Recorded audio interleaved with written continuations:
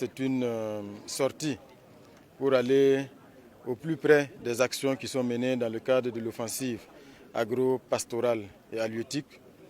Et ici, dans la région du Centre-Nord, ce que nous avons vu nous donne beaucoup de motifs de satisfaction. Nous avons visité une première ferme modèle où nous avons découvert avec beaucoup d'admiration ce jeune qui s'investit dans la production de poissons, dans la production d'animaux, dans la volaille. Et je pense que c'est vraiment une initiative salutaire qui mériterait donc de faire école et de faire tache d'huile.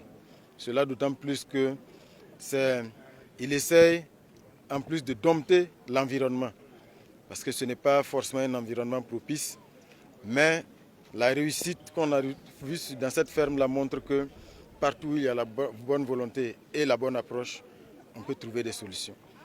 Nous avons visité aussi ce site de production au secteur 6 de Kaya, où nous avons découvert, là également avec beaucoup d'admiration, beaucoup de dames, majoritairement des personnes déplacées internes, qui exploitent ce site-là et qui font des merveilles.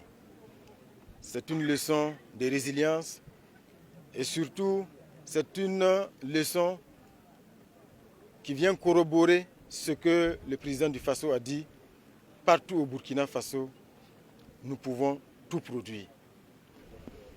Et encore plus merveilleux, c'est ce que nous avons vu ici dans le village de Koulogo. Plus de 200 hectares de pommes de terre qui forcent l'admiration. Et la physionomie est très bonne.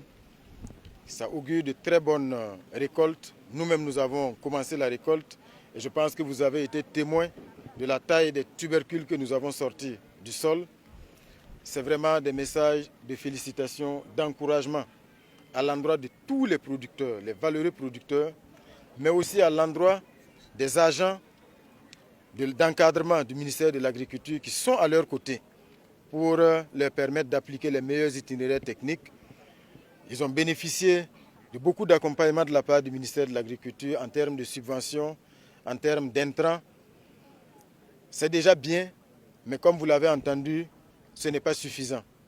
Parce que les producteurs attendent à ce qu'on fasse davantage pour les accompagner afin d'agrandir les superficies exploitables, mais aussi les accompagner dans l'écoulement, notamment la question de la conservation. Donc ce sont autant de défis qui sont pris en compte dans l'offensive agro-pastorale et halieutique. Et nous avons la certitude que les objectifs seront atteints. Parce que le gouvernement est déterminé, sous les instructions du chef de l'État, à mettre tout en œuvre pour que nous puissions atteindre cette autosuffisance alimentaire. Parce qu'il est inconcevable que 65 ans après l'indépendance du Burkina Faso, nous soyons toujours dans la situation de demander l'aide alimentaire pour subvenir à nos besoins. Je pense que le chef de l'État l'a dit, pour notre génération, nous devons le vivre comme une honte. Et aujourd'hui, la conquête de la dignité du Burkina Faso passe d'abord par la reconquête de l'intégrité du territoire, passe par la réinstallation des populations déplacées, mais ça passe également par cette autosuffisance alimentaire sans laquelle nous ne pouvons affirmer avec beaucoup de fierté notre dignité. Donc c'est un combat qui est engagé et c'est un combat que nous allons gagner parce que nous allons mettre le maximum d'énergie et engager tous les Burkinabés pour être aux côtés des producteurs afin donc de relever ce défi-là.